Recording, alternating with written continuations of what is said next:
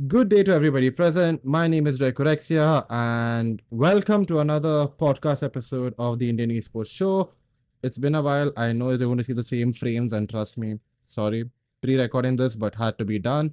I hope you're having a good week. And today we have an interesting variety of guests, simply because some are returning, some are going to be new, and some are there who have forgotten what fixtures have happened in the recent months. So today we'll be diving into the off season of Valorant, and with us today we have an ensemble cast of consisting of Paradox, Deadly, and our Lord and Savior Godspeed. How are you all doing? Hello, we're doing fine. What about you? I am good, excited, and nervous as well. Deadly, how are you doing? Insane, great, good. And Godspeed, how? आप कैसे हो? Good. I mean, getting into this last few months has been quite active for many of us because we have been traveling left, right, and center, event after event. So, Paradox, for you, how has it been, like this break from always going to Delhi and dealing with your college and dealing with the extremities of how a professional player has to live with the final semester? How has it been for you the last few months? The last few months have been hectic like no other day because I was actually debarred from my college because I had an attendance of like my college has a strict policy of maintaining the 75% in the subjects were below 60%. So they didn't allow me to set out I had to set out for what do you say, the theoretical exams and three practical exams. I was debarred, and we also lost in VCL. We placed 5th, 6th in R&T, but it was a good experience though. And obviously, stating the worst, I had to travel Delhi to Mumbai as my college is in Mumbai.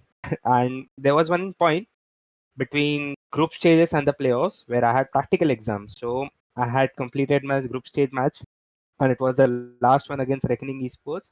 Then I had to fly back to Mumbai, give my practical exams, and then my first playoff match was clashing with the practicals. Like I had to give the practical exam and then fly instantly to Delhi again. You had mentioned this in the episode, right? There was an episode dedicated to you on the web series as well about that. What the 48 hours of Yeah, crazy bonkerness, if I'm right. that was during the stand-in period of Godlike Esports, where I stood in for them against a match versus MLT. The I had no 42, rest for 48 hours. Yeah, the insane game which had like an overtime and took us to 42 maps, like 42 rounds. and the game which has the infamous Hikka clip. He missed all those shots, man. I still cannot believe. Exhaustion and mentality, it takes a toll on you, I suppose. How Deadly, about you, how have you been? How have been you dealing? Because it was even known that for you, your health was ideally not the best in the last few months as well. So, how has it been now for you recovering and now taking part in the tournaments, whichever events that you can? अम, मेरा health like पहले तो बहुत ही खराब था जब मैं reckoning में just join किया था उसके 3 महीने पहले मैं लाइक बेड पे ही था पूरा 3 महीना फिर उसके बाद मैं बेटर हुआ फिर मैं वापस से रेकनिंग वालों को अप्रोच किया शार्के भैया ने भी मेरे को अंदर लिया रेकनिंग में फिर वही ए वेट अपन वीसीएल की बात कर रहे हैं कि अभी ऑफ सीजन की बात कर रहे हैं The entire thing, we are talking from VCL all the way to off season. The We're going calendar to year. calendar year, pura. Ah okay okay so I was suffering from like intestinal infection तो उसमें मेरा like intestine पूरा स्वोल्डन up हो गया था फिर वो जब बेटर हुआ तब मैं वापस रेकनिंग में ज्वाइन किया रेकनिंग में कितना 4 6 7 महीने खेला फिर उसके बाद से अभी तक तो 9 मंथ्स मेडिसिन पे था और वो मेडिसिन 1 2 हफ्ते पहले ही खत्म हुआ सो अभी तो मैं बहुत बेटर हूँ Congratulations on the recovery, man. Good to see you getting better and healthier या because I remember you were in the grand final as well or split two and playing with such a cautionary thing or like such a health risking thing. Hats off, man. To be honest, hats off. You rarely see players not taking a break after they've got like in any sport, if your like stomach is gone for a toss or your intestine is gone for a toss, they normally are out and made to rest. But you playing in a very competitive environment, hats off to you, man. Yeah, man. Godspeed, how has it been for you? How has it genuinely been for you these last few months? Because you have had like the, how do I put it? It just goes, we have already discussed about this, but I'm curious to know your opinions. How the last few months been for you? Mm, It's normal. I came back here and had a small stint with God's Rain. I think VCL was good. It was rushed, but I hope the next season will be much, much better. Um, After that off season, I was nursing because I had to be there in Delhi with a ligament tear. So I Ooh. was there and I was barely able to walk. And so during the off season, I've mostly been nursing that because I don't want to go under the knife. Surgery was an option, but I chose to get it healed naturally. And I've just been helping out an orc called Grey Fox in the meanwhile, and just preparing myself for the season. And let's see. I mean, over here we already. I mean, I didn't realize this that two of the people who are here have had like quite like not like not quite serious injuries in the past time. So, I mean, as players and as coaches, like, does this like take a toll on your like your health wise? Because what we don't see as somebody who's just watching a game is the backside of things, where like people are sick, they're not doing well, and stuff like that. So, like when you see like the people commenting that you're not doing your level best or X Y Z, and they excuse your health to be an like, or they say your health is an excuse. Does it sometimes get to y'all, like as players, Para? Yes, sometimes because like I myself being a player, I always try to give my 100%. Like there might be some like possibilities or chances like where you are not able to give, like you are not able to give because like maybe you have some illness or maybe you are not in the good mental condition. There might be something happening around you or at home which might be stressing you out. You cannot completely focus on your game, but trying is what it matters. But the thing is like if you know that even if you can give your best and still you are not trying, that irks me a lot, that annoys me a lot as a player. Like अंदर से चिढ़ मचती है कि क्या कर रहा है तू यार.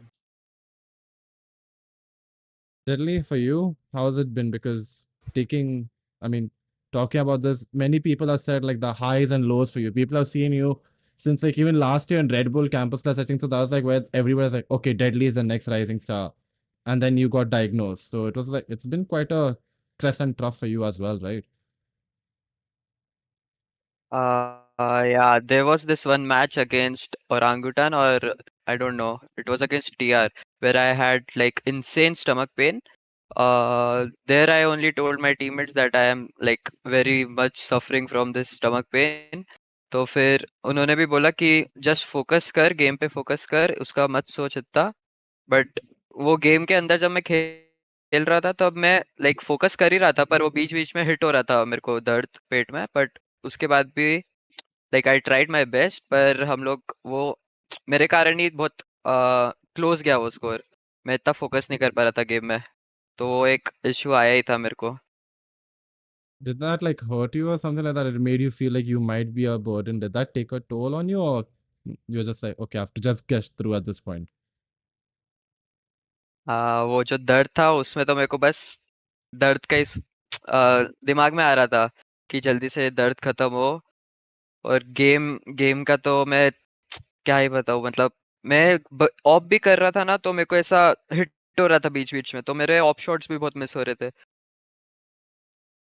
My oh my. So I think so. This all in all, this off season, which congratulations, is the only off season we're going to see in Valorant for the next 2 years. I mean, this is the only period because from next year they decide to change the entire pattern, and challengers for 2025 will be starting in 2024 around October or November time. So there is no break that's going to be ideally there. So I mean, this off season has led to like a lot of tournaments, a lot of recoveries for some people, and also people to like just get their form back as well. But we talk about tournaments, we talk about this, and the first event which we have to go into is, I feel bad going into this because Deadly got and they qualified, but it's EMG, the Pro Series. Deadly, you all made it to the top and then the event gets cancelled.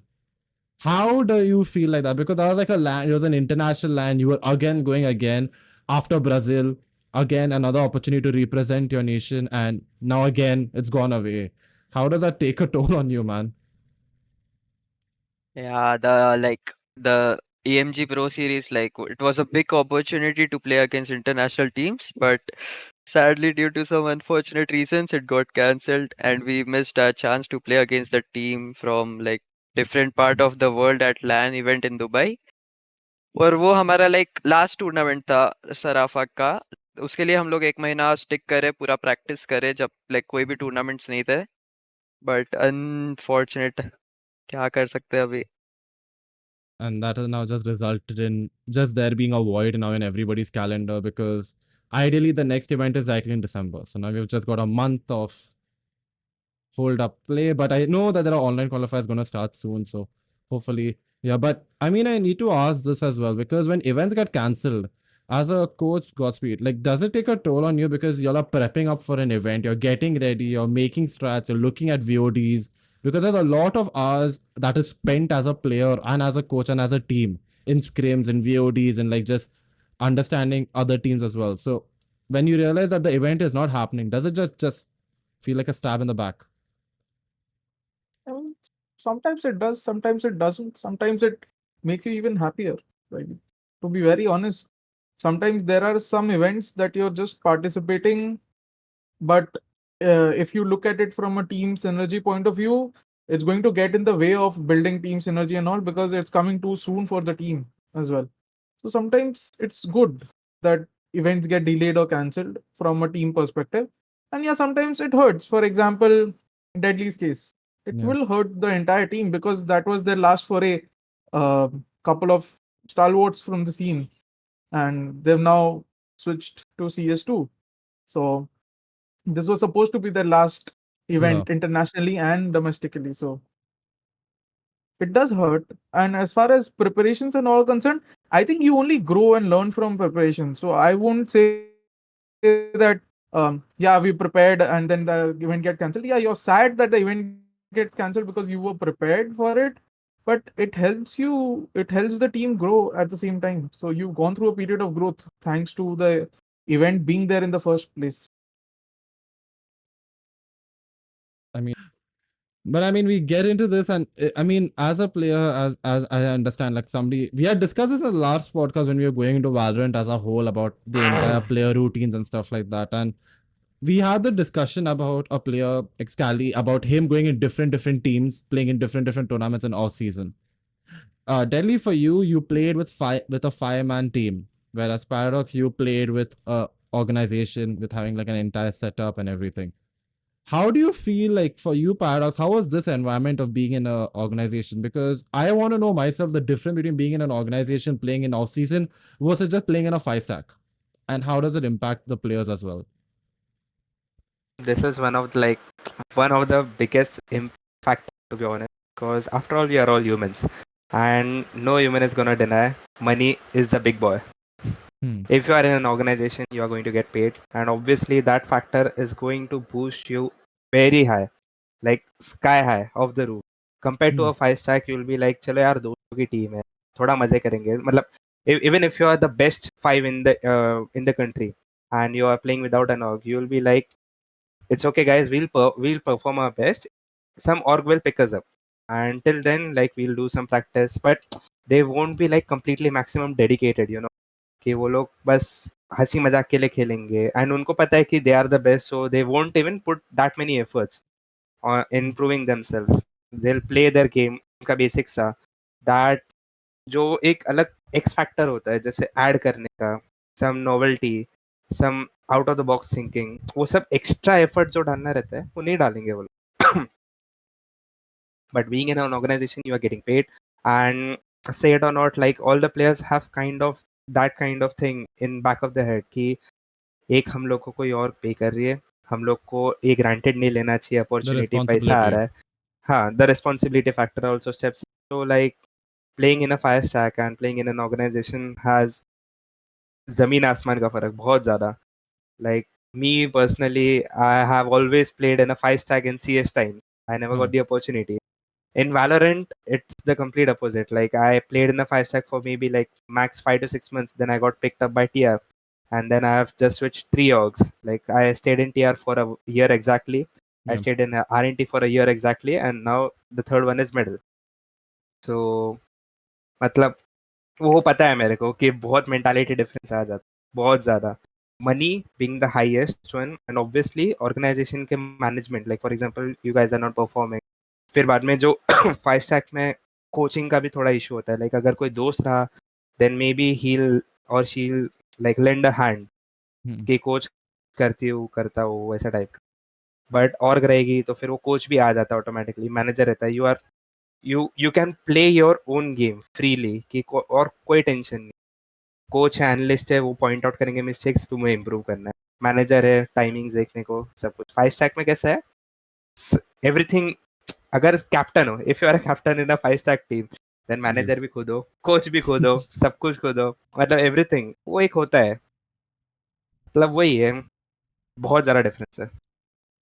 And And me being in an organization, especially in an off-season event, like off-season setting, I'm very privileged, to be honest.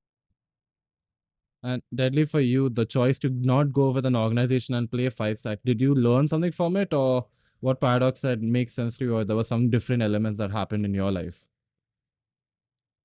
Para ने एक चीज बोली like कि ऑर्गलेस रह के उतना like practice वगैरह में इतना डेडिकेशन और उसमें नहीं खेलेंगे, बट हमारा जो फाइव स्टैक था वो लाइक बहुत डेडिकेटेड था. लाइक हम लोग ऑर्ग से ज्यादा प्रैक्टिस कर रहे थे उस टाइम, बट मेंटल इश्यूज वगैरह के कारण जब CS2 वापस स्विच होने का बारी आई तब सब फकअप हो गया उधर TC के इवेंट में. बाकी उसके पहले हम लोग like we were performing actually good. We qualified for the EMG pro series.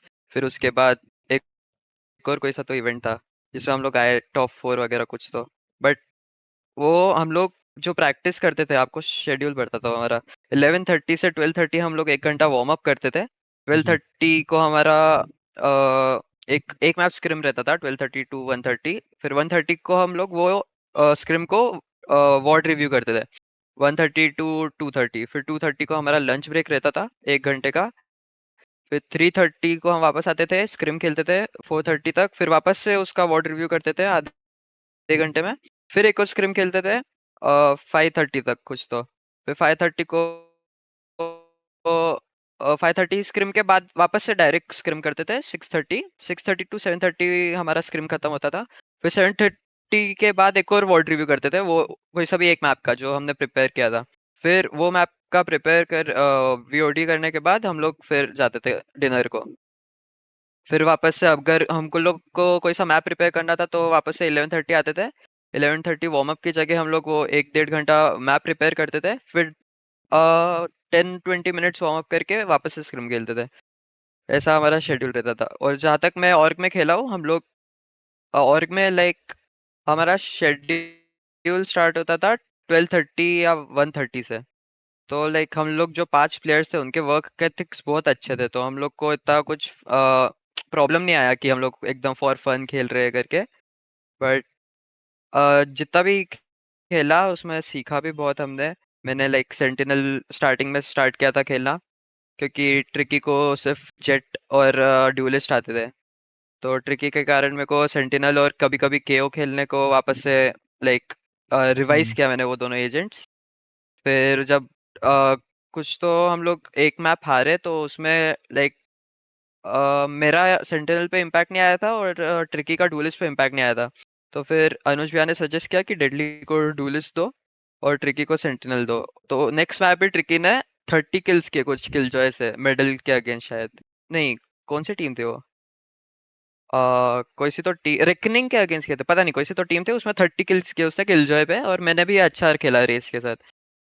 फिर लाइक हमारे कैप्टन तो अनुज भैया थे, तो वो जैसा ये कासिफ ने बोला कि उसको कैप्टन जो रहता है उसको ही को स्क्रिम्स वगैरह ढूंढने पड़ते हैं, मैनेजर का काम करना पड़ता है, कोच करना पड़ता है. तो मैनेजर का काम तो मार्जिल और मैंने ले लिया था स्क्रिम्स वगैरह ढूंढने का, बट कोच अनुज भैया सबको कर रहे थे. लाइक वो लोग वही पूरे स्ट्रैट्स वगैरह लाते थे, रात भर बैठ के वॉर्ड्स वगैरह देखते थे। लाइक अनुज भैया ने बहुत मेहनत डाली थी ऑफ सीजन के लिए, क्योंकि हमको पता था हमको ऑर्ग तो मिल जाएगी, but unlucky really. I mean, just wanted to ask this: how tough is it to get a scrim? Because it looks like everybody wants to face everybody, but like, is there like a particular team you want for a given map, and that's why you're like just trying to work? So how does the scrim culture work per se? Like there are Discord servers and websites to book scrims. Like it's not difficult, but you need to have some like VLR page, like a good VLR page, so like good teams come and approach you for scrims. Interesting. So playing in scrims is like behind the scenes, trying out all your strategies and understanding that. But then we move on to this, and I think so. This is the first time where we got to see every week, like in a span of a month, TC had 4 LAN events. I mean, LAN as in like they had just the Intel Gamer Days, where like there were different events happening all over India. Now, I want to know just particularly this. Was this like for the people who must have played, do you all feel like this was helpful, like the LAN environment? Because y'all all were present during challengers, and I think so before that, the esports.in event, which was there, which Paradox you won, even that was like a LAN which was very much crucial at the start. So that event happened, and after that, there was a break for LAN. Then we have challenger. Then now we have a break, and now we've got like we have now the Intel Gamer Days as well. So these events and Godspeed, you had a team which participated in each one of the lands, if I'm correct. Just try the level best to get, and I believe got in both the Mumbai ones. So for as a coach, how did you feel the impact of these lands for your players? I mean, I think as Paradox talked about Augs, right? Augs need some tournaments as well to survive.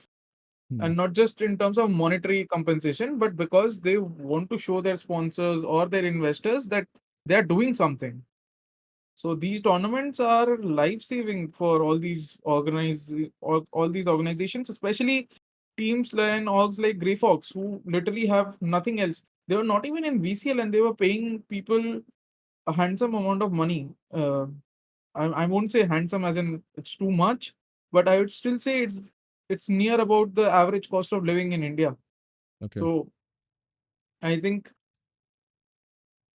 for Grey Fox, it was a godsend because a lot of teams disintegrated, disappeared.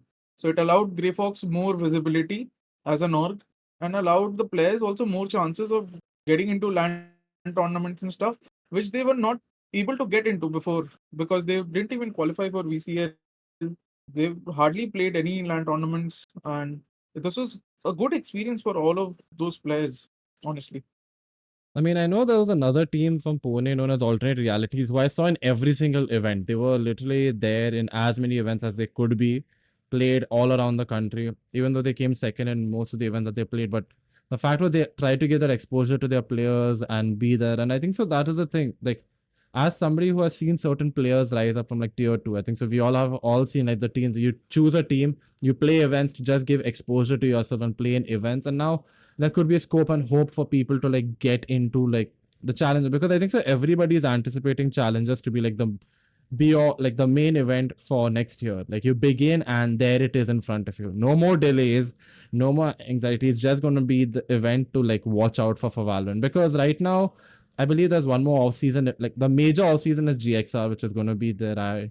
I'm guessing it's been said to be in December. So if it is, and other teams from international teams are allowed in, it's going to be one where like everybody has to prove they are metal before you get in, like you start challenges as well. But these tournaments as well, do you all feel like this will be helpful for players like up and comers, like these playing in front of crowds, be it even 30 people, be it even 40 people? Do you feel like it's helpful, Paradox?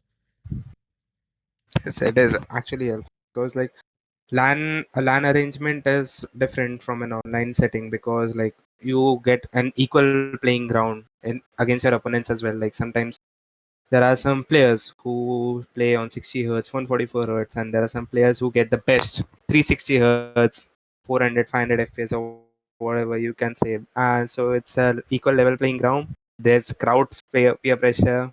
If you are intimidating enough, you can like provoke the opponents on LAN, which I always do. Like some so like LAN setting is very crucial. Be it a cafe LAN, be it a stage LAN, or be it a massive stadium LAN, anything. Basically, it is very important for a player's building.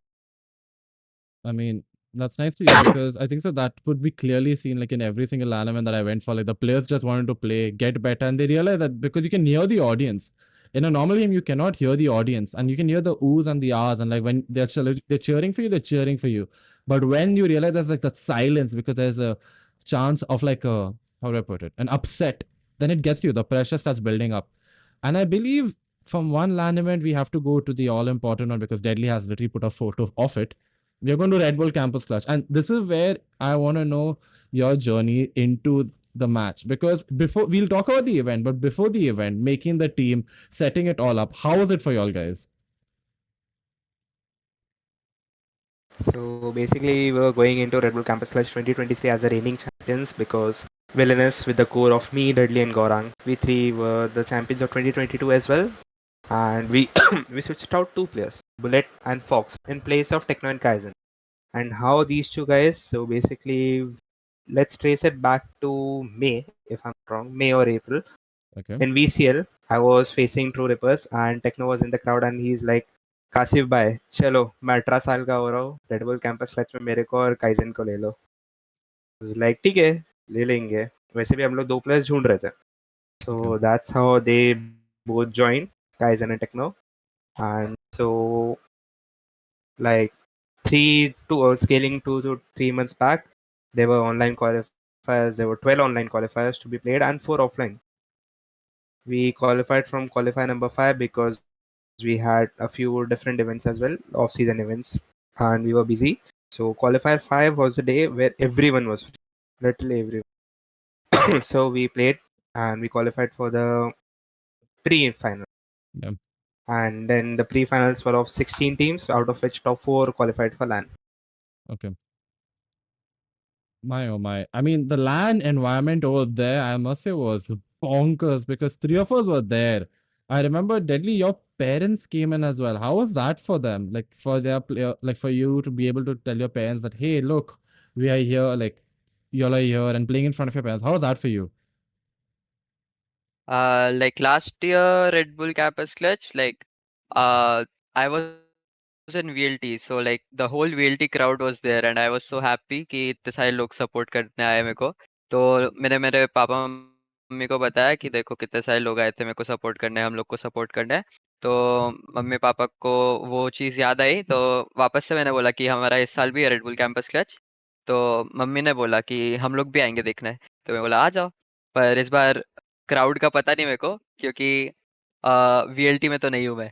तो mummy बोली कि कोई नहीं, हम लोग आएंगे. पर crowd इतना ज्यादा था, like compare to last year same ही था, बट शायद था थोड़ा सा ज्यादा था. तो फिर जब वो लोग आए सपोर्ट किए, लाइक बहुत अच्छा लगा. पर अनफॉर्चुनेटली हम लोग हार गए finals. I mean, that finals, if you उसका ही get दर्द है into, बस. I mean, wo dard I can understand because we all were there. We all just watching. I remember talking to you and your parents, and they were so happy to just be at the event and be like supportive of you. Ki my son is playing over here, and the fact of the fans, it was a smaller arena. It was quite small, and there were like a lot of. How do I put it? It was a smaller environment, much more crowded, so you could see like more fans and more people, and it was quite loud as well. But like getting into the Yeah. final, the semi-final was a breeze for all. I remember that. But going into the final, what were the thoughts that you had in your head, Deadly? Thought तो यही था कि हम लोग जीतने वाले. Like you were just fully हम लोग sure that या मतलब क्या था, हम लोग फर्स्ट मैप जो स्कोर लाइन से जीते 13-6, और सेकंड मैप जो 9-3 हम लोग लीड कर रहे थे. बस वहां पे ही शायद हिट हो गया कि हम लोग जीतने वाले, बट वहीं पे ही हमारा डाउनफॉल स्टार्ट हो गया. I mean that downfall would have been quite. No, it would not be quite a bundle, I would say, because it was quite confusing for me to watch. Because the first map was easy, wasn't it? And then suddenly the reverse sweep happens.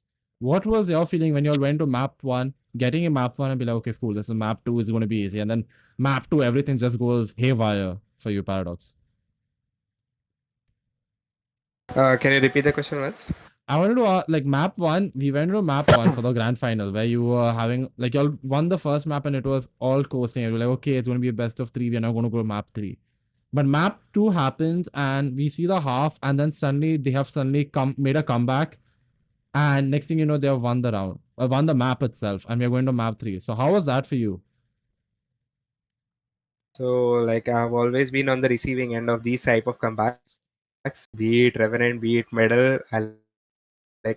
I'm pretty much experienced in handling all these type of comebacks. So what happened is actually that half which ended up in 9-3 was not supposed to end up 9-3 as well.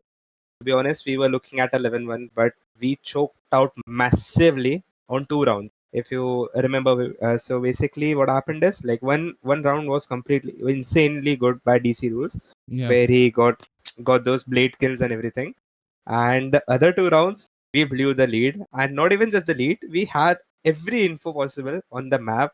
Like literally, we had the X-ray vision of the opponents, what's happening, and still we lost those 2 rounds. So 11-1 half still turned into a 9-3 half. Is still good. So we lost the pistol, and the round started snowballing. And we are like, I took like tactical timeout, and we are like, guys, chill. We just need to win a few rounds. Yeah, like we just lost one by round. It's 9-7. We are still going to win it.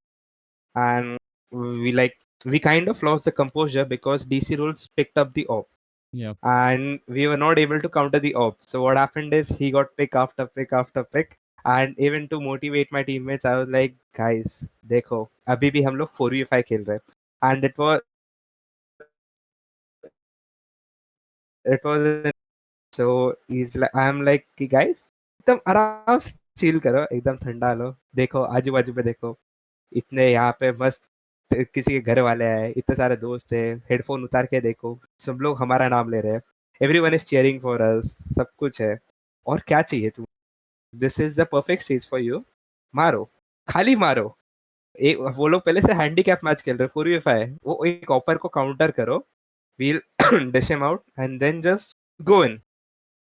And but still like we ended up short, like we lost, yeah, 11-11 tha. yeah, Like we won, they we were down 10-11. Techno got a 1v2. We were tied on 11-11. But after that, we lost the round very like closely to a 1v1 duel or something.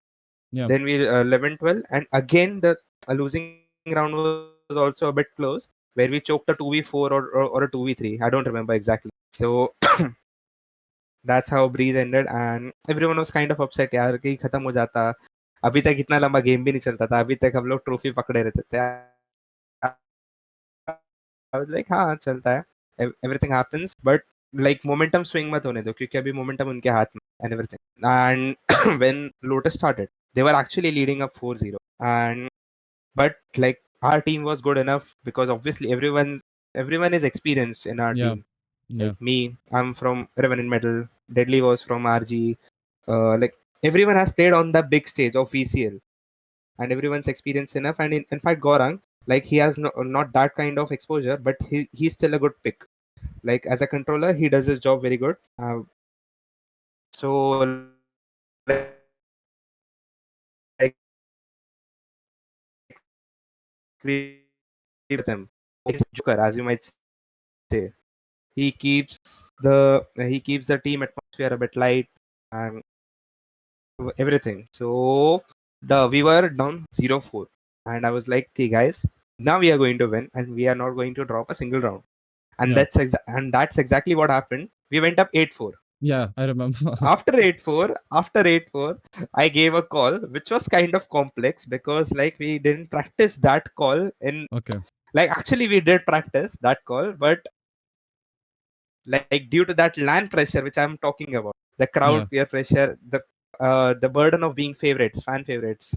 So what happened is I gave a call regarding Seaside, and there was a mess up regarding that play. Kaizen actually went inside B main, and which was not supposed to happen, and he got locked out of the door. And they knew about his position. 4 guys charged at him, and they had a free side.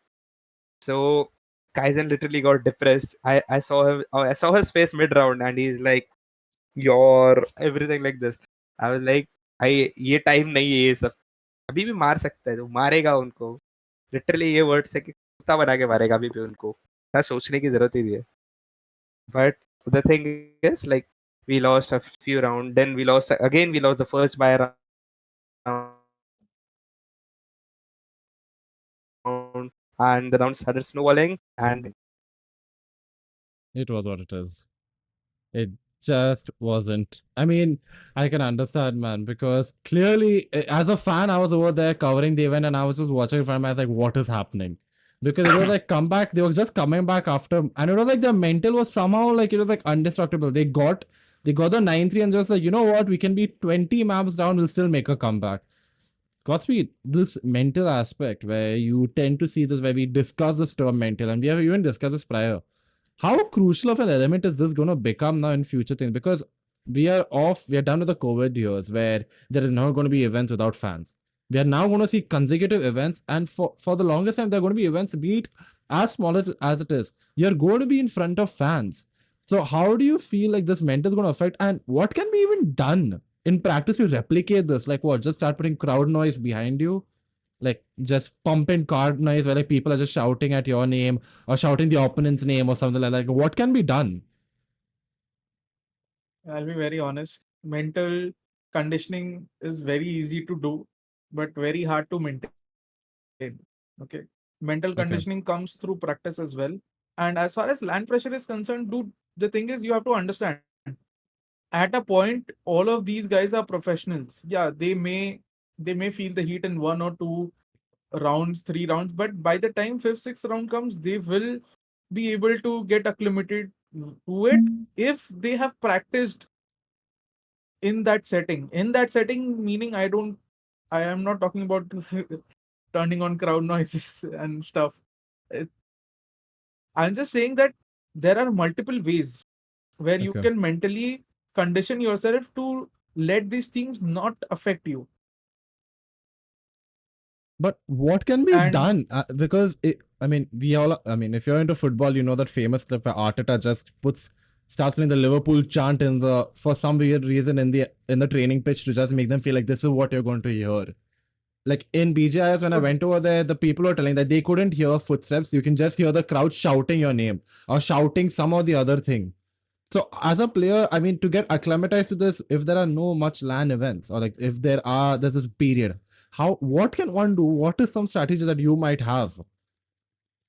I tell you, one very good on the spot strategy is very simple. You just try to loosen your players up. Okay. Because they are already feeling the heat. They know the pressure themselves. Just try to loosen up the narrative. Because I'll tell you one very good example. I think OG had the best crowd in VCLS. Right. Yeah, The chants they came up with were football chants, all like yeah, all football chants. And what we did was in our timeouts or whenever we were meeting in the huddle or somewhere when we were facing OG, we were just doing the same chants for 10-15 seconds to loosen up the pressure and just have fun and joke around. so just chance, just some form of No, chance or this something. is an Just example. This is an okay, anecdote. okay, This is an anecdote. But as I said, there are multiple exercises to practice in order to condition yourself to not let all these things affect you. But no matter how much we say, it all boils down to the moment and the player as well. Because nobody can replicate what is going on in a player's mind to a okay. T. Hmm. 100% nobody can replicate. True. And that is why, some players, that is how you differentiate good and greatness. Like, that is how you differentiate a player who who's built for the stardom or The built men- to go big. the Yeah, mentality monsters, in short. mentality monsters. Yeah. I mean, talking about mentality monsters, I think so. Then there's one elephant in the room which we have to discuss because that is Orangutan. Then they have literally wiped the entire off season, telling everybody, "Thank you very much. Try your level best. Be it any comp, we're gonna just win." And they even did that in the recent event not in the Acer. Acer one was a clear 2-0 defeat. The one prior to that in the TC event, which now I want to ask you all this. When the event happened, it was rumored that it's going to be a LAN event, but it didn't become a LAN event. It was online. Did that somehow like just be like just hit y'all off like, oh god, again another event online, or you're just like, okay, fine, it is what it is. As players, I just want to know that because Medal made it quite far as well. So for you, Paradox, like, did it affect like does that?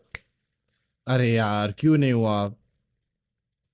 It didn't affect me like in such a way, like neither positive nor negative. It was just like कि यार और एक city घूमने मिल जाती है, मजा आ जाता. I mean, That's it.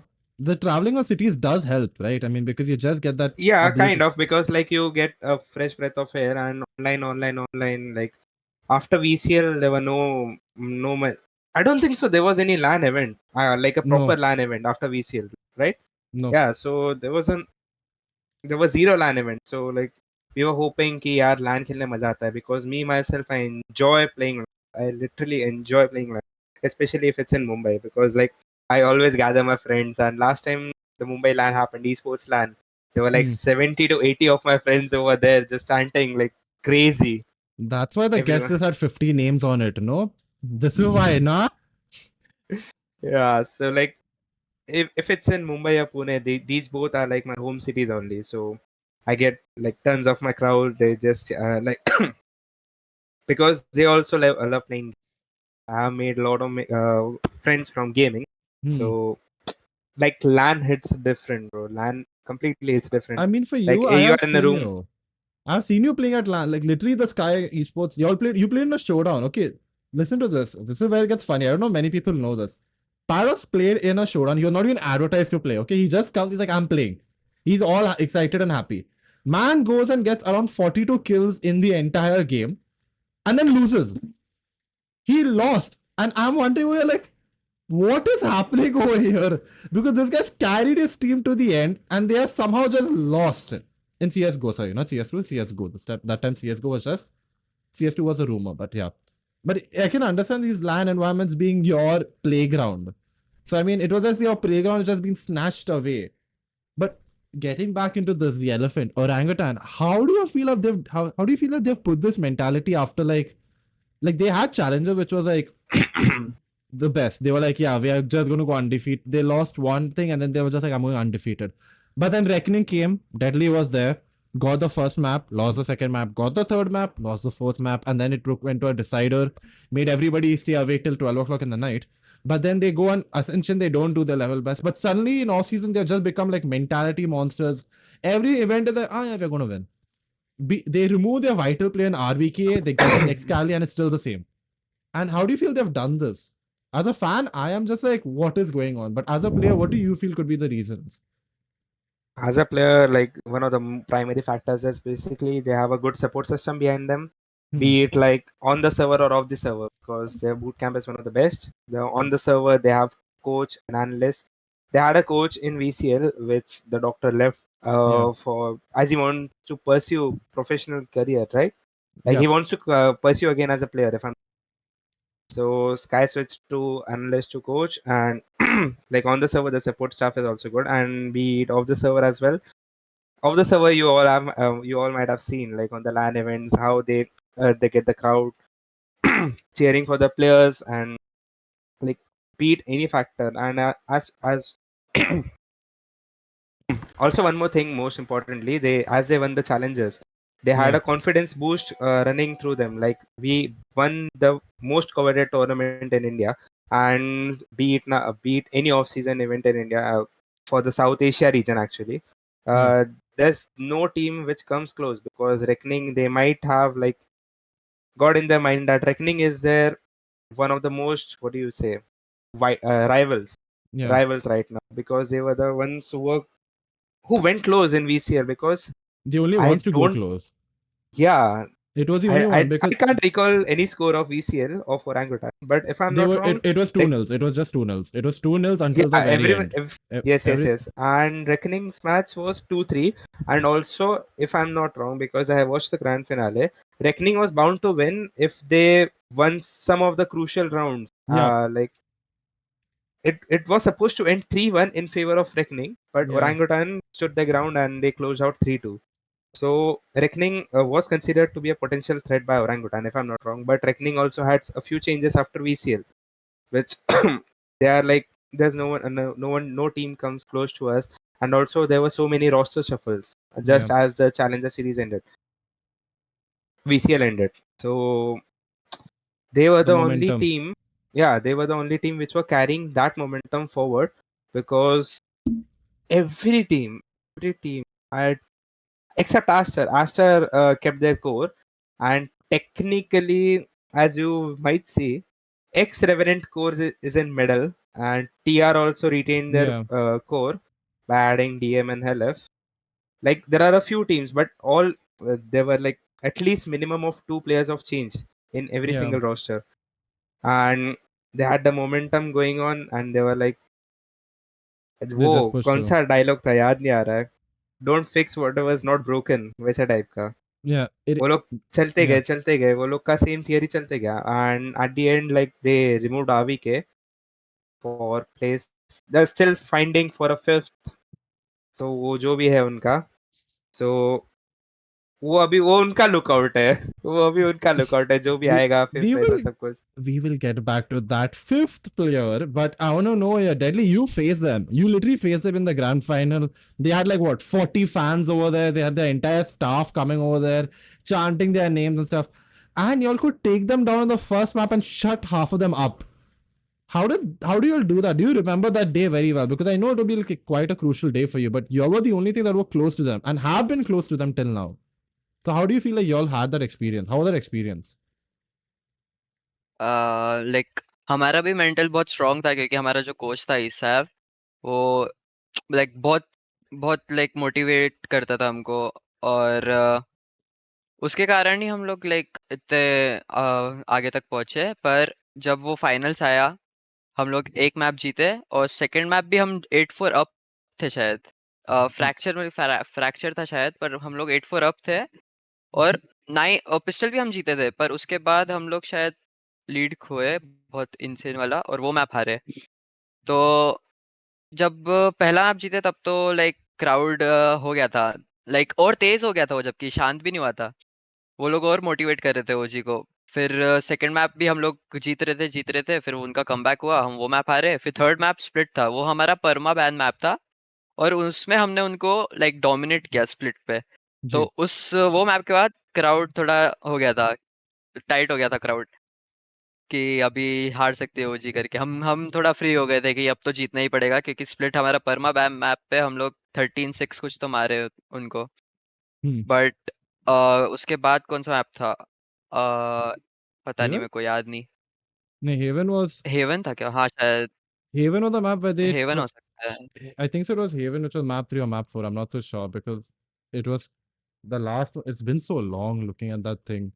Because I remember हाँ, it was so Haven, which was the fourth map. Yeah. Haven, I think so, was the fourth map. हाँ, तो हेवन हमारा स्ट्रॉन्गेस्ट मैप था। वो लोग हम लोग उसमें भी शायद लीड पे ही थे, पर फिर वापस से हम लोग वो मैप भी हार गए। और एसेंट हमारा सबसे वीक मैप था, क्योंकि बहुत लाइक बेसिक मैप है वो। ओजी का सबसे स्ट्रॉन्ग मैप भी हमको वही लग रहा था, एसेंट। पता नहीं, वो तो हम लोग क्लोज ही गए, वो भी हार गए। बट याद भी नहीं मेरे को तो क्या कैसा लग रहा था मेरे को उस time. I mean, no, fourth was Bind, my bad. Haven was the first one. But that's the thing. I हाँ, mean, bind bind Bind, bind, Bind. Yeah, I remember. The Bind map ended 13-6, where they just came with another game in their head. But I mean, Godspeed, या this continuation where we have even discussed about this, where like a team keeps a core and they continue this journey forever. Like, not forever, having a long term plan, like kind of a long term plan.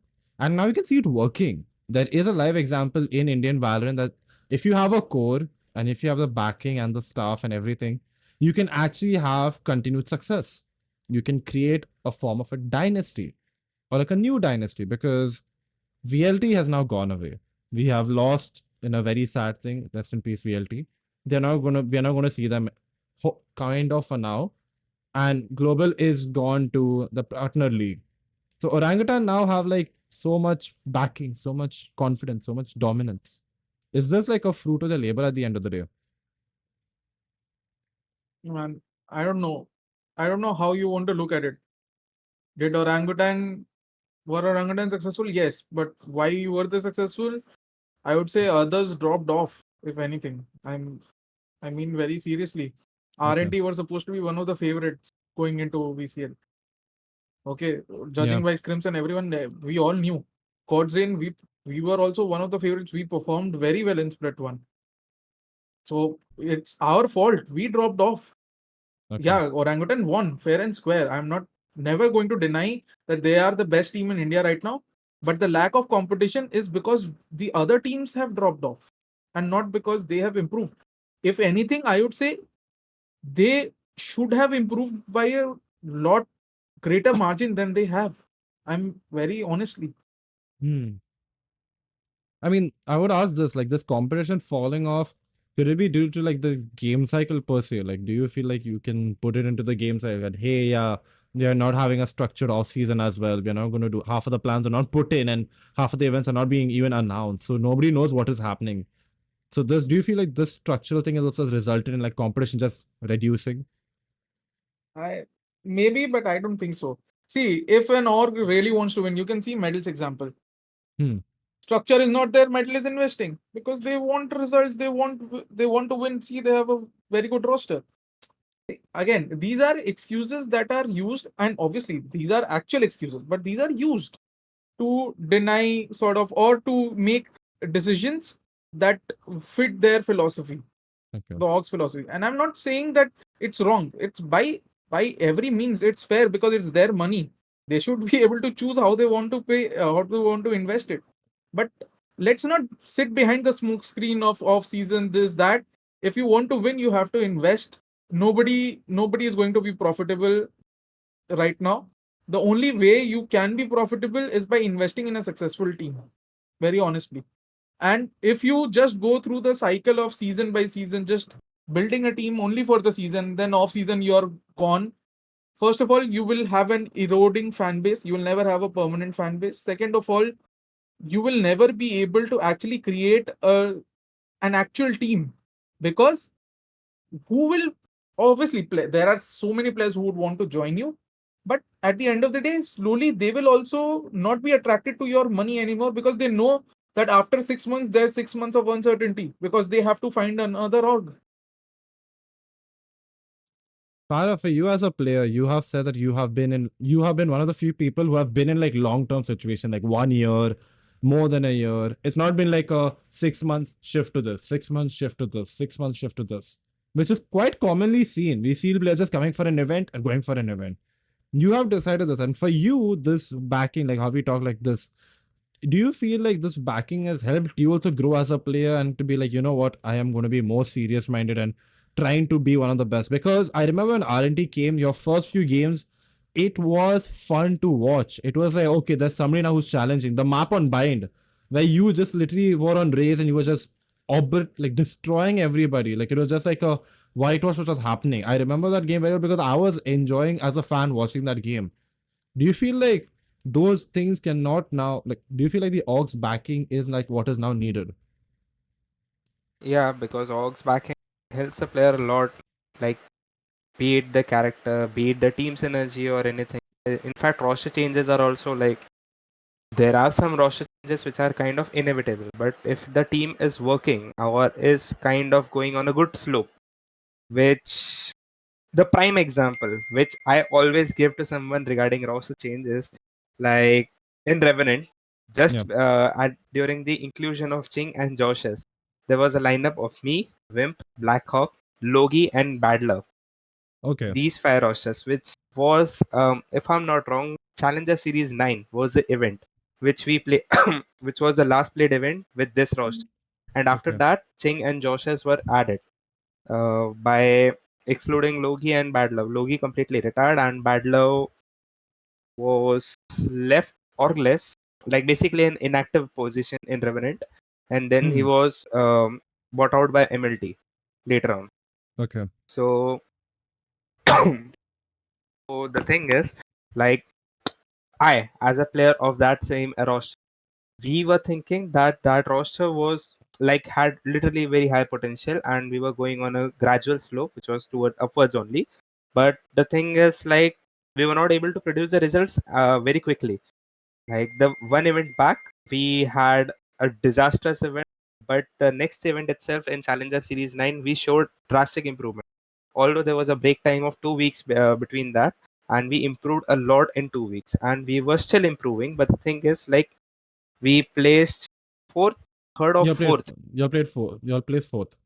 Yeah, we placed fourth in that event, and then the roster like shuffled.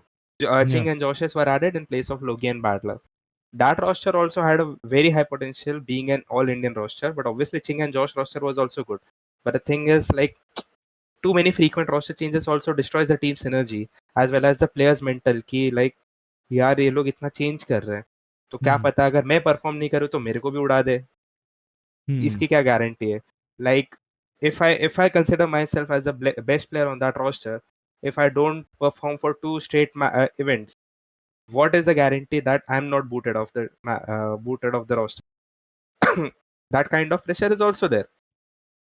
Even So though you're under a contract, the pressure of like just being booted off because how the industry is working yeah, kind of because some like right now the industry is kind of cutthroat because like there are some youngsters who are willing to play for a very like cheap amount of salary, and whereas there are some experienced players or some prodigies, they are demanding a bit higher than yeah. usual, and they are like कि अगर ये perform नहीं कर पा रहा है तो हम लोग क्यों रखे इसको. And there are some orgs which are also investing in some young people as like, what do you see, a future aspect के साथ. Yeah. Like there are some young people, for example, like in middle we have Venka as our sixth. Yeah. And why is it so? Because you never know, like कभी किसी का कुछ आ गया, problem आ गया, he has to set out for the match or for the event, because you never know what happens. And especially like I was a part of college, so like कभी भी exam आ गया, practical आ गया, तो फिर एक बंदा चाहिए था. Hmm. And even we also had thought of this, if I would have won Red Bull Campus Plus, Istanbul जाएगा तो कौन खेलेगा उसकी जगह पे, जो भी हो रहा नहीं हो पाता लगे हम लोग के लिए. So like all those factors, like roster changes मतलब हिला रहता है इंसान को until and unless done by the own team. There are some decisions which are taken by the management as well, because you are not able to perform. Obviously any org doesn't want to go in complete like loss कि मतलब बंदे खेल भी नहीं पा रहे, result भी अच्छे नहीं दिखा पा रहे, स्पॉन्सर्स को क्या मतलब ये सब, they are also bound to say anything. So what is the guarantee of you staying in the roster if you don't perform? Hmm. I mean, this is where I want. This when you talked about the entire roster shuffles and the players leaving, it gave me two examples of two players who have one is with us, that's deadly, and there's another person, Kohli. Both of these players, they started up. It was Red Bull and it was another event. Kohli was in FS at the time, and then he does a tryout and he gets into GE, becomes the sixth player. But he doesn't play for a year. He doesn't play any events. And same thing for you, Deadly. You went, you were in there, you were in Reckoning, you got an offer to go to VLT. You go to VLT and we don't see much of you. You're on the bench for a lot of time, even because of your health reasons and stuff like that. But that break, how does it affect a player? Because I think so these topics, I bring it up now, even though we might be talking about all season, but it has to be brought up because people are not realizing that you are there in a situation where you are seen as a person other than a sports person, you are a human as well. These bench periods do affect you mentally and stuff. So how was that for you as well? Because you had one of the stories where everyone like, I remember in the chat, everyone was like, where's Deadly? Where's Deadly? Where's Deadly? VLT is not performing. Where's Deadly? Where's Deadly? Get Deadly. And there were not a lot of time that I saw you playing in VLT as well. So how was that for you? मैंने VLT में like 4 to 5 months खेला, उसमें भी हम लोग ने like अच्छा perform किया, हम लोग थाईलैंड गए, रिप्रेजेंट किया, फिर उसके बाद भी एक दो इवेंट थे जो हम जीते, बट उसके बाद लाइक मेरा डायग्नोस नहीं हुआ था प्रॉब्लम जो भी इंटेस्टाइन का था. मेरा डायग्नोस कब हुआ, जब हम लोग रेडबुल के लिए गए थे ब्राजील Hmm. में. मेरे को पूरा ट्रिप में बहुत एग्जॉस्शन हो रहा था, नाइट स्वेटिंग हो रही थी, लाइक बहुत दर्द हो रहा था पेट में भी. तो पैरा भी था उस टाइम मेरे साथ ही, तो सब उसको भी पता है कि जैसे मैं फिर घर आया, पुणे गया पहले तो मैं मेरी बहन के घर, फिर वहाँ Hmm. पे भी मेरे को बहुत थकान हुई, तो मेरे को लगा कि जेट लैग वगैरह है, इसके लिए थकान हो रही है. पर फिर मेरे से खाना भी खाया नहीं जा रहा था, कुछ एक एक रोटी भी नहीं खा पा रहा था मैं पूरे दिन भर में. फिर Hmm. मैं जब घर गया इंदौर, तो मम्मी ने बोला कि डॉक्टर के पास चल, तेरे को दिखाते हैं. फिर जब गए डॉक्टर के पास, तो फिर पता चला कि मेरी इंटेस्टाइन सूज गई है पूरी. Hmm. और लाइक बहुत ही सीरियस थी वो चीज़। तो फिर डॉक्टर ने बोला कि तुम बाहर जा नहीं सकते, अभी ट्रैवल नहीं कर सकते किधर भी, तुमको घर पे ही रहना पड़ेगा, घर का ही खाना खाना पड़ेगा। और मैं चल भी नहीं पा रहा था, बेड से उठ भी नहीं पा रहा था 10 दिन तो। Hmm. तो मैंने अन्ना को बोला, तो अन्ना ने बोला कि it's okay, will look for some other players. तो फिर वो चीज़ हुआ, तो उन्होंने ऑलरेडी सोचा कि डोमा और उसको ले आएंगे, एकल्स को, Eccles, क्योंकि yeah. अनुज भैया का भी बैक इशू आ गया था उस टाइम पे ही। उनका भी कुछ तो सीरियस बैक इशू था, तो वो भी ब्रेक लिए थे कुछ टाइम के लिए। तो फिर जब पता चला कि मेन वो वीसीएल आ रहा है, बड़ा इवेंट बहुत, लाइक, तो क्या हुआ था उस टाइम, मैं तो बीमार था। तो मैं जब बेटर हुआ 2-3 महीने के बाद, तो फिर मैंने अन्ना को पूछा कि अन्ना अब मैं खेल सकता हूँ। तो अन्ना ने बोला कि अभी तो हमारा 5 का फिक्स हो गया है, तो तेरे लिए मैं टीम ढूंढ के देता हूँ। तो फिर मैंने भी फिर शार्की भैया को पूछा कि रेकनिंग का क्या सीन है, तो शार्की भैया ने भी बोला कि हाँ आ जा। मेरा उस टाइम टीआर का साथ भी चल रहा था कि टीआर में भी बात चल रही थी, सेंसे में टेक्नो कोर के और 2 इम्पोर्ट्स। Hmm. बट उधर भी कुछ तो सीन हुआ, पर मैं ऑलरेडी रेकनिंग में था ना पहले, तो मेरे अच्छे लाइक क्लोज भी था रेकनिंग से। तो Hmm. वापस से मैं रेकनिंग में जाना प्रेफर किया।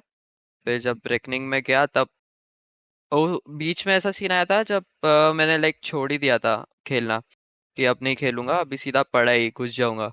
पर फिर पापा ने बोला कि अभी देख, तेरे को खेलना है तो फिर अभी से ही टीम ज्वाइन कर, नहीं तो फिर तेरा नाम भी दब जाएगा अभी ये इवेंट के बाद, और तेरे को फिर बाद में लोग जानेंगे भी नहीं कि कौन था डेडली। तो फिर मैंने अभी सोचा कि ठीक है, अभी फिर रेकनिंग से ही खेलता हूँ इवेंट, क्योंकि मेरे को लैन तो खेलना ही था, मेरे को बहुत इच्छा थी लैन खेलने की दिल्ली में। Hmm.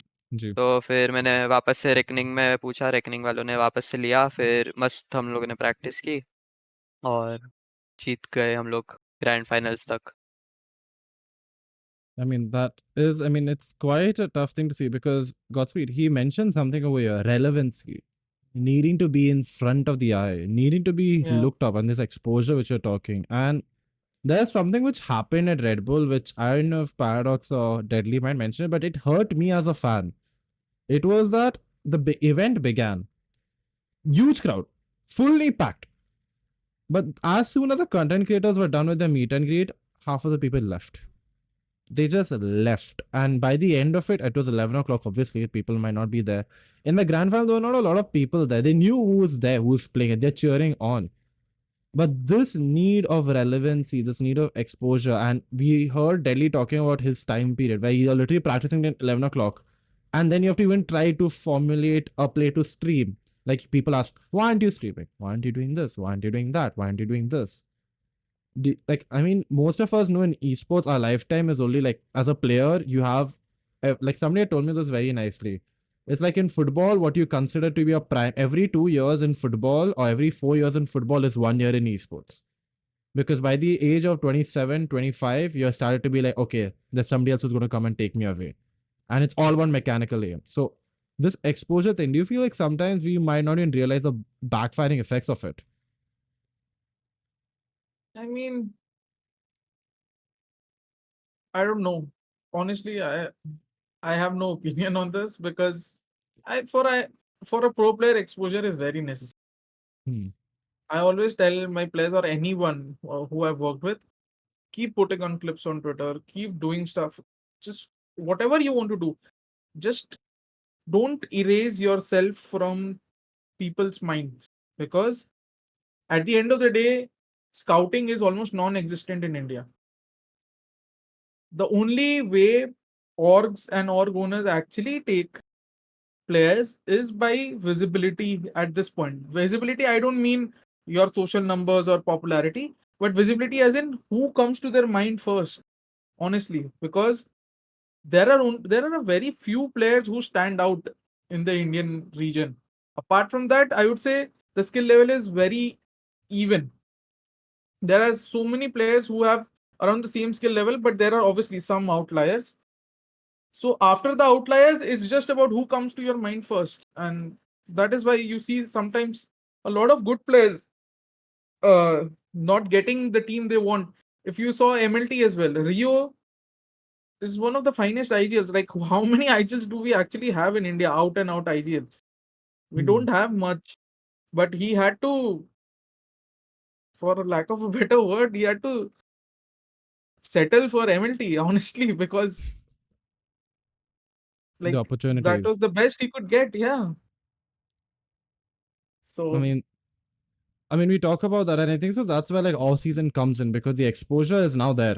Whichever event is there, just go. I mean, I was just discussing with people who are like in CS, like the players from Counter Strike, and I was telling like if you're a player who wants to be make it big, if you are an ascension, if you're in the Ascendant League, you're in the higher ranks, or you're Radiant. Why don't you just go for LAN? Just apply at LANs, put your own money. Because when Paradox had mentioned this, I remember this one thing where I was asking, like, as a person who's covering events, I have to put my own money. It's not that I am a content creator that I'm going to be paid for going to an event or everything's going to be handled. But the only reason why I will do it is because it's my job to make exposure for myself. But as a player, I think so many of the players who are there right now, the up and coming, when we talk about the youngsters, they don't might not even have the financial backing to make it to the top. Try to make or like even try to get that. They can only play to a certain extent. But then I don't think so. Anybody see like you mentioned Godspeed that scouting is not a real thing. So do they actually check like leaderboards? Is it like now a thing that sooner than later like players on the leaderboard in the if there's an Indian leaderboard or the Asian leaderboard like they'll be scouted in? Does that happen or is just like word of mouth is what it is? Like I genuinely want to know this because it's because the way we are having a debate. There's always a debate between fans that there's somebody new who's gonna come, there's somebody else who's gonna come, there's gonna be another player, there's gonna be another chill card which is there, but it's not happened this year. We have not seen another chill card be bought in. Para, what do you feel about that?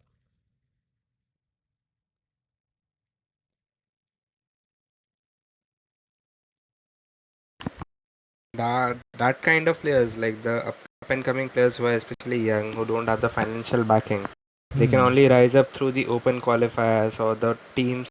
But the thing is, like, even to find players around their skill level or whom they can fit in the synergy with, like obviously Chilcord, Goblin Defenders, these two teams are the standout teams. Which, like, if you see in the young people kind of a team. Yeah, But the thing is, for them to make it big, some organization needs to pick them up. Which, as you might saw, like Chilcord was looking for an organization since like a year or two, yeah, which they were not able to get. Although Techno got placed in TR, Venka got placed in Medal, like he was a part of MLT as well, but right now is in Medal. Then Son had some college issues, and the other two were not able to make it anywhere. yeah, So, and even in Goblin Defenders, only Kibo was able to get a slot in Godlike East. Everyone else, they were left, what do you say, teamless. So, like, it's kind of very hard to say because they can only shine through open qualifiers. They can, like, gather, they can catch audience attention. Like, ये बच्चे लोग बहुत मारते हैं, ये करते वो करते, but for them to break out in the scene, it's very hard. so it's resulting in exposure in itself at the end of it. But I mean, this is where I want to go into the future of off season. There is not going to be an off season next year. We now have JXR, the qualifiers I think to start from 7th, if I'm correct. The online event starts from 7th itself, where teams have now just have to make it big because there are teams from outside India who's going to come into play. And I know for like Paradox, you want to be one of the best in India. You want to make sure that your name is there on top. Do you feel like this is the event because this event happens, then we go into challenges immediately within like a span of few weeks or not even a month, it's few weeks. So is this like an event for you and even for you, Deadly, as well, to like be like, okay, I have to find somewhere and I have to now show it's rising. What do you feel?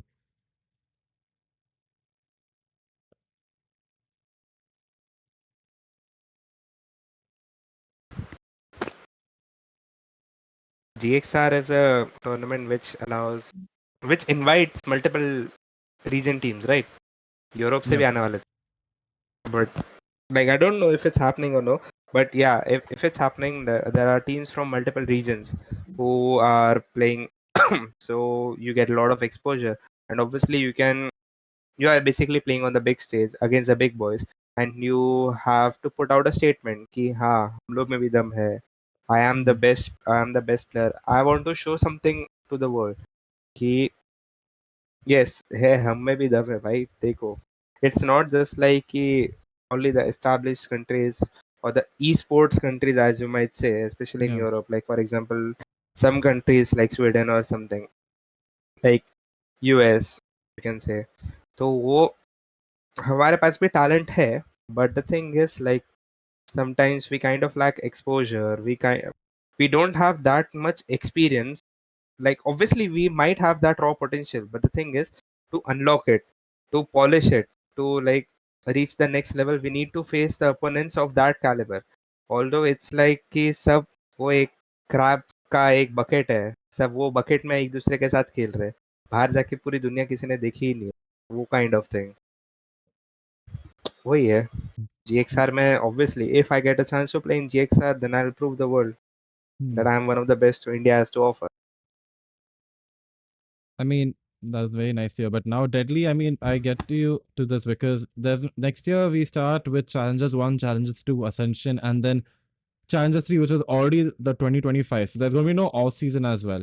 Do you feel like now, because you're now juggling both your college, your study life, your education life, as well as your professional life now, do you feel like now these next few months are going to be like very much crucial? And what do you feel like you can do to like just help yourself out? मेरा college like बहुत supportive है मेरे लिए like because मैं like 2 बार India को represent करके आया हूँ बाहर ब्राज़ील और थाईलैंड वगैरह में। तो उन्होंने मेरे को अटेंडेंस का तो छूट दे के रखा है। सो जस्ट मेरे को एग्ज़ाम्स देना रहता है कॉलेज में, तो उसका तो कुछ सीन नहीं है बस। I mean, then I have to ask you this. You're going to be in gruesome competition for like what? Jan to Feb, Feb to March. And then if you all get into Ascension, then it's Ascension. And then immediately after Ascension, a few weeks break. And then you go into Challenges 3. Now, Premier is also going to be happening. There's going to be relegation and upgrading. And I think that's another topic which I want to bring. Like, we saw this in Premier. I think so. This is something which was brought out. There are only 6 teams in contingency league, and or which is what is the highest league called? Any idea? Which is the highest level of Premier called? Contender.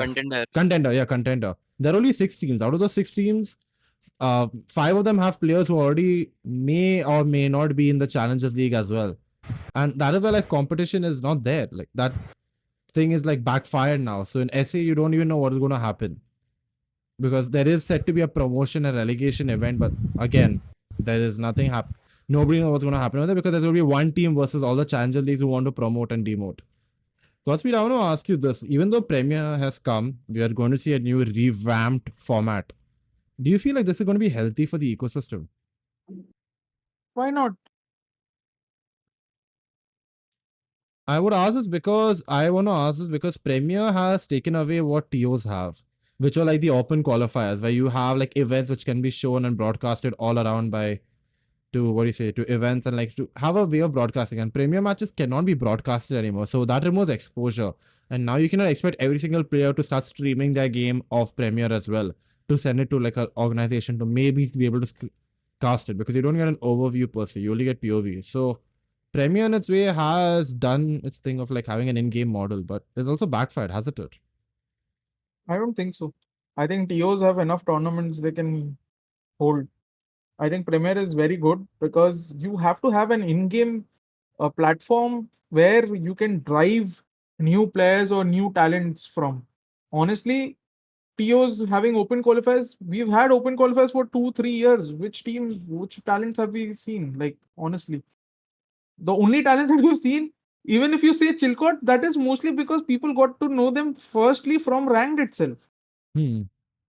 And Yeah. then it came to competitive and all. So I firmly believe that there should be an in-game mechanism. Premier is a nice step. I wouldn't say it is a complete step, but it's a nice step, man. I think it's a positive step for development. Let's see what it does. We don't know what it will do right now. I mean, right now, that's the only thing. I mean, while we conclude this thing, I just wanted to know this, is that we head into a year where we're going to see like Counter-Strike being like another game, CS2, which is going to be now. We already seen people migrate to it. They've just announced that they're leaving Valorant because Fine, okay, cool. Maybe because of more money, because of more opportunity, then fair use. Everybody needs a living and stuff like that. But we are now going to be hitting a point where in India we're going to see two FPS games which will be literally clashing against each other. There was CS:GO had died when Valorant came, and Valorant became famous because BGMI went away. So everybody shifted to Valorant. Now with CS2, we are going to see them going head to head with already tournaments like Sky doing an event, and now TC also doing events in Kolkata and all around India about CS2. Are we going to see a situation where we're going to see like the talent just like dissipate to wherever there's more opportunities? And sooner than later, there's only going to be again one game which reigns, or the monopoly is not going to happen this time. What do you all feel?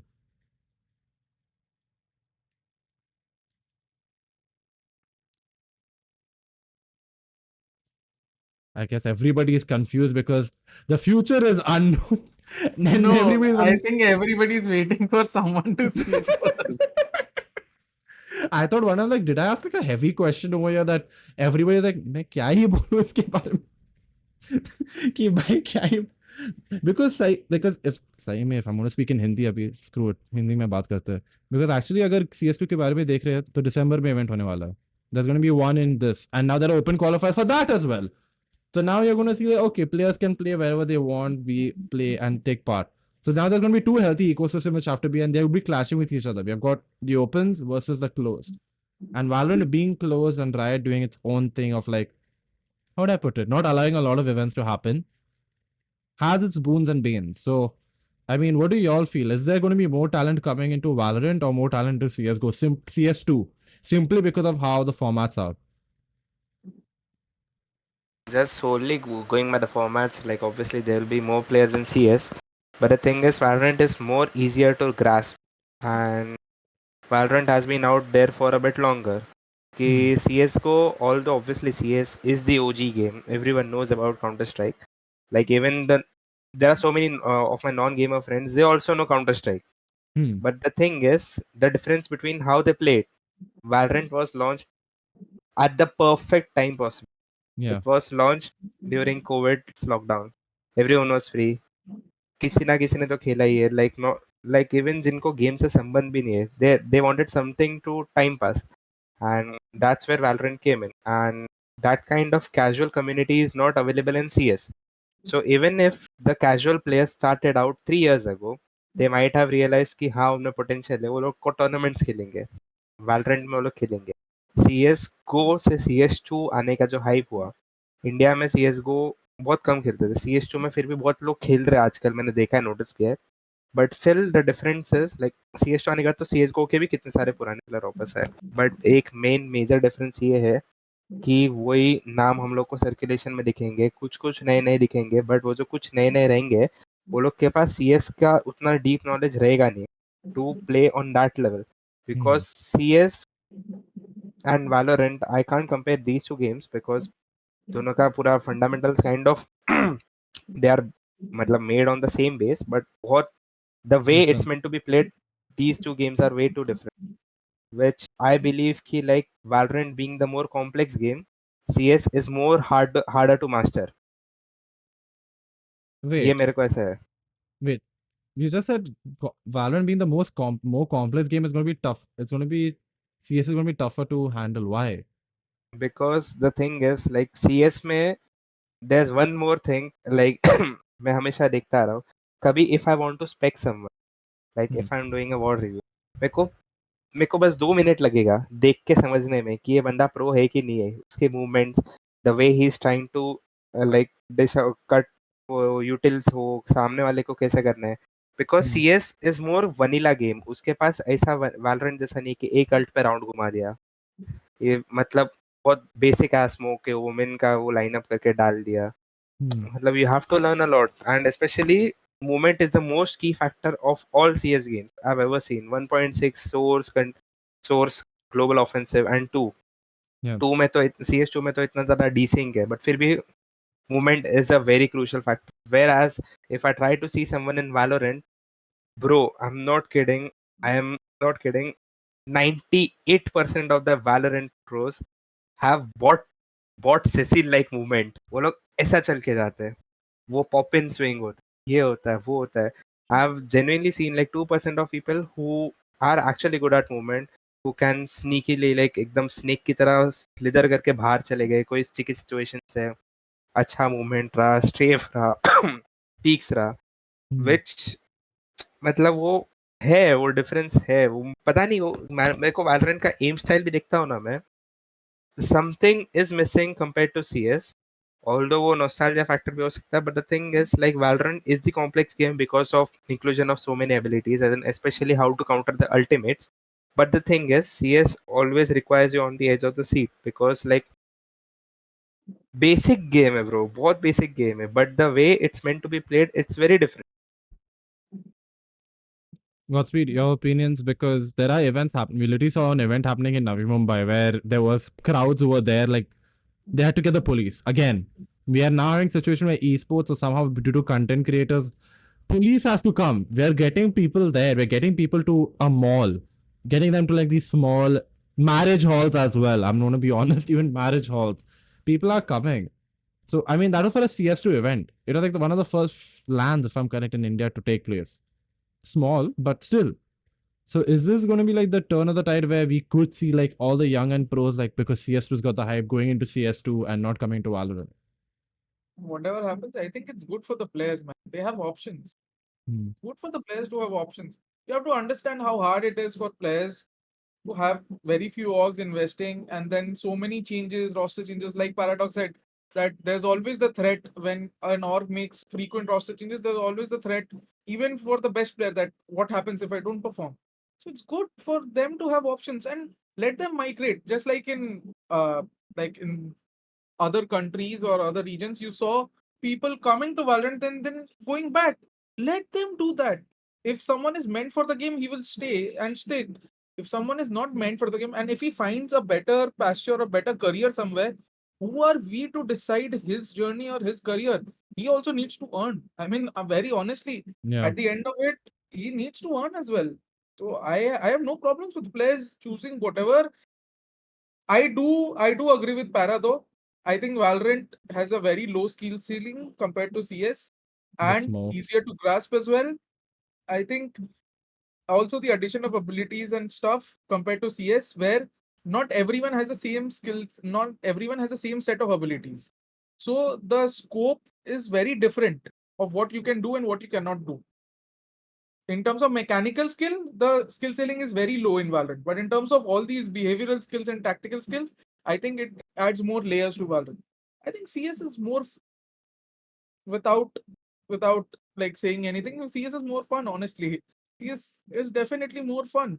But Valorant, I think, is a true test of people because when the skill ceiling is so low, how will you prove that you're better than others? So you have to find final margins. You have to go in depth into the game, as in depth as you go. It's just like the Ashley's Nate thing. Like there have been eras in Counter Strike where new things have been propelled. Yeah. The buddy system from Cloud9, the Astralis stack, then the Astralis nades, and now the smoke. So many features from CS2. Similarly, in Valorant as well, there have been many like newfound things. Very simple things like half armor, for example. The equal Yeah, half armor eco. the stinger buys, things which have always been in the game but were not used properly. And I feel like Valorant still has a very vast area left to explore. There are still utilities being placed and activated or used very horribly, to be very honest, even in the pro scene. And just because that is how it's usually done, I think there is a lot of room for experimentation in Valorant, and I think that is why the casuals also have fun. In CS, you throw nade flash and stuff. Judging from casuals, here you put an alarm bot, this that you can have fun with your utilities as well. For a casual, I personally know my Mamaji's son. He adores Valorant. He was a Counter Strike fan. He adores Valorant right now. It's just that he doesn't play seriously. For casuals, it's all about having fun. You have so many array of abilities that you can choose and different agents and stuff like that. So it always keeps them hooked. I mean, we talk about agents, and y'all just remind me of one thing. The new character, Deadly, ESO is coming. Known, according to people, it's going to be a ranked demon because of how broken double tap is. I honestly feel if if you don't know this, double tap can allow you to get 3 shields, like a maximum of 3 shields with 1 charge. 3 shields is quite a lot. So it's going to be like another situation of Reyna, only like you're not vulnerable that much. So for you, do you feel like you will be seeing you play ESO sooner than later, Deadly? ईसो का तो मैंने कुछ देखा ही नहीं, बस वो alt देखी है मैंने उसकी। So you're just in the ghoul. Jujutsu Kaisen. I'll Yeah. take you. Has anybody gone through the character? Because I had to write an article about it, and I was just like, through it.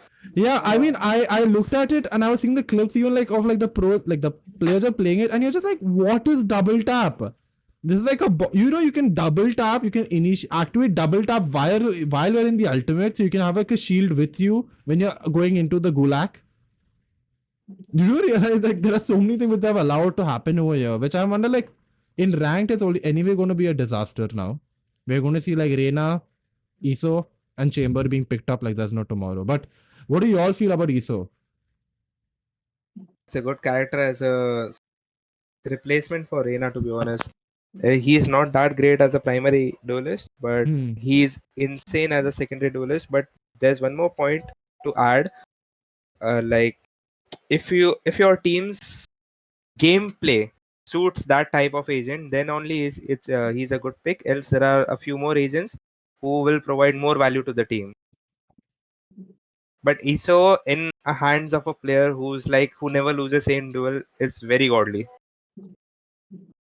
Or do you Like mean I can already see Paper X using some ESO Reyna comp or anything.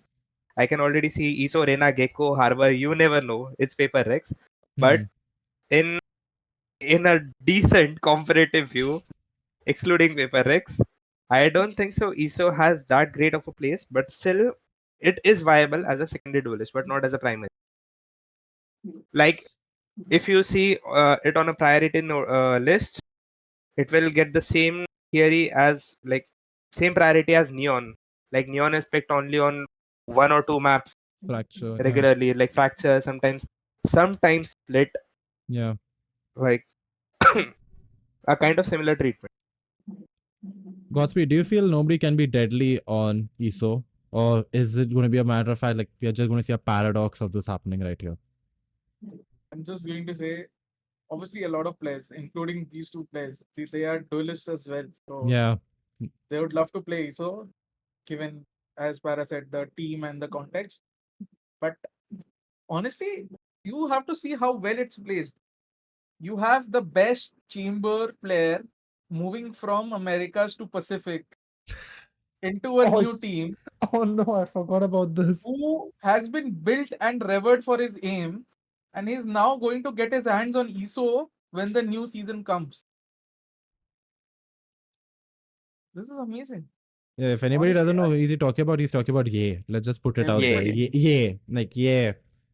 I am just waiting for the Japanese casters to get a chance to commentate on his games because it's just gonna be like it's gonna be a reload of all that clip again and again. But the thing about ESO is over here is this: it's gonna make us wonder, like the gulag, like what are the ultimates that we're seeing now? Where suddenly you're in another portal dimension, the players are just vanishing off the map and stuff like that. Like, do you feel like the game is now going to become more and more bonkers? That now we're going to see like another ultimate where there's now suddenly like a roller coaster which is happening, or something or the other, where the players are just going like there are dragons now in the game.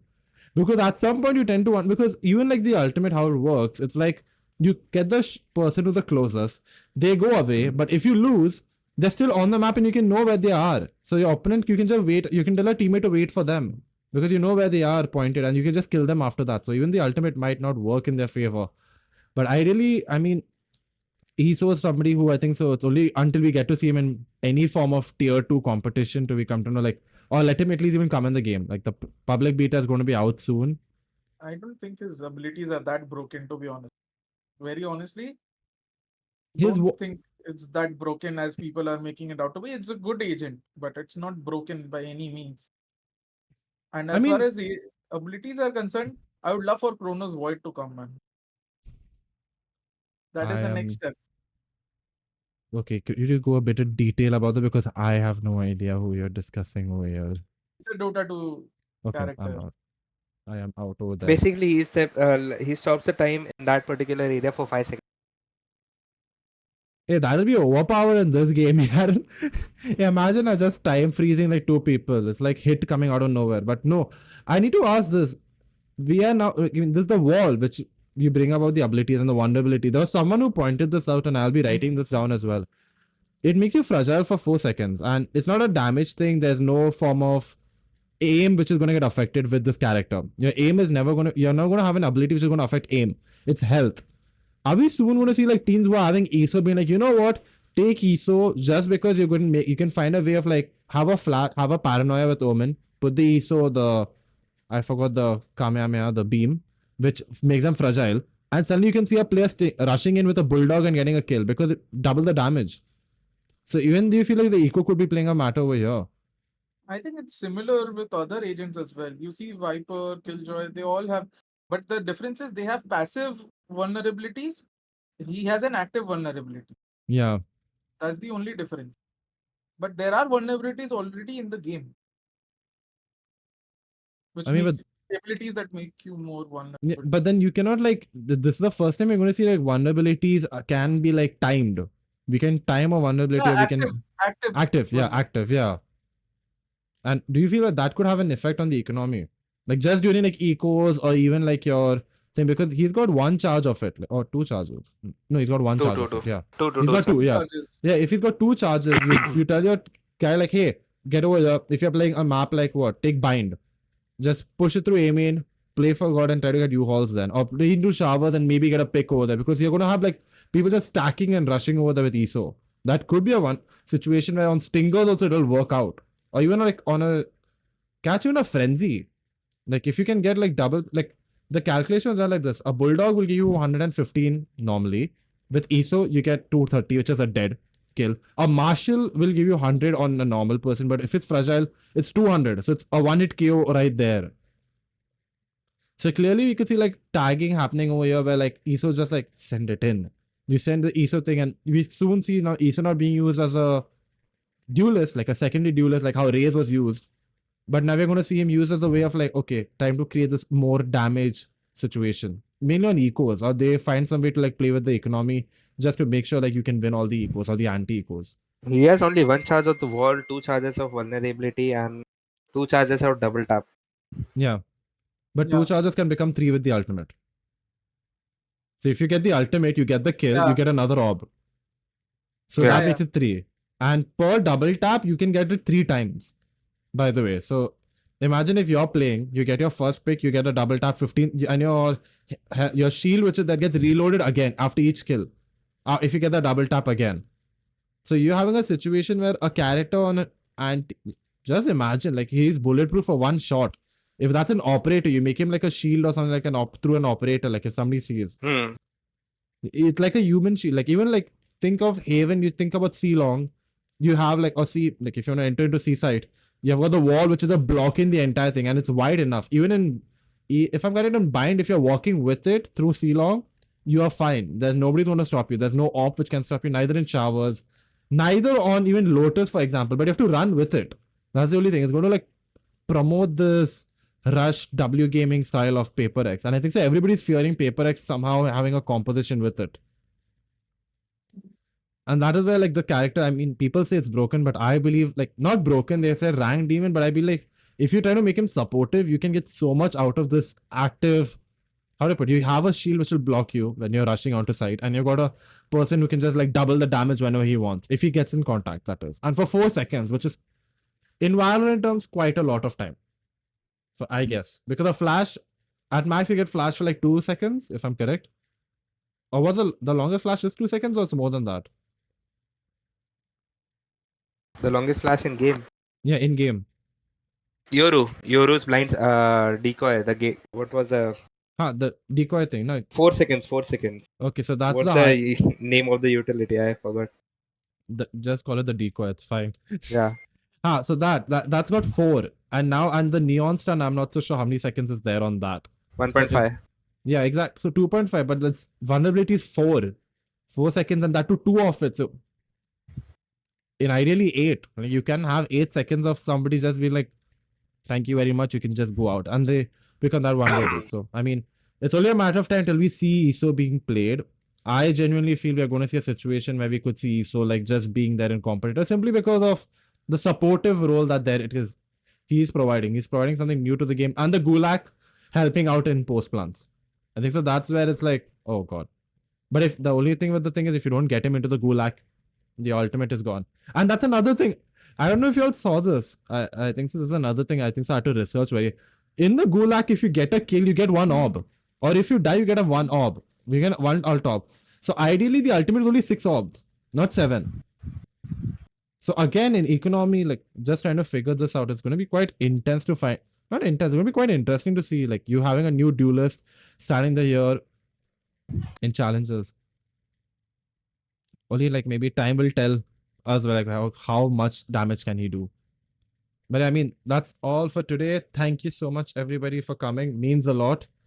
I honestly want to say it took time, but I'm happy that we could have this episode because this episode was one where I know a lot of people were just asking, like, could we just have a discussion and understanding this, like the behind the scenes? Because we tend to see these discussions being put out online where, oh, these people are earning so much in esports and why aren't they performing to the highest caliber? And people tend to forget that we are human after all. It's like the criticism is good. It is fine. You can criticize constructively, but ideally when there's health, when there's other factors, there's external factors which you cannot keep in control, you have to realize that there will be sometimes where players or coaches or even staff might not be able to perform at their 100%. But ideally there are many external factors such as backing, such as even having the financial backing, emotional support, even having like performance coaches. There's a lot of things. So I mean, this is what we wanted to cover, and luckily we got to cover all of it. And I hope you'll enjoyed. And yeah, thank you so much for everybody. I know took in a lot of time. Thank you. And yep, I'll see you all in the next one. Thank you. Bye bye. Thank you. Uh, Thank Bye. you. you.